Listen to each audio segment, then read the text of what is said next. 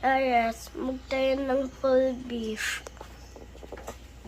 Pagpasensya nyo ng ating kiddie crew dahil medyo maaga tayo nag-shoot at medyo inaantok pa siya. Share ko lang sa inyo, napaka-konting footage ko for this cook. At meron tayong dalawang punong smoker ng pulled beef. At dito na tayo sa exciting part. O, diba? Mas masarap yan pag kinamay talaga. Pero syempre gagamit tayo ng bear claws. Maraming salamat sa El Bigote. At dito ay winawakwak lang natin ang mga beef. Oh, durog. Ang sarap. Grabe.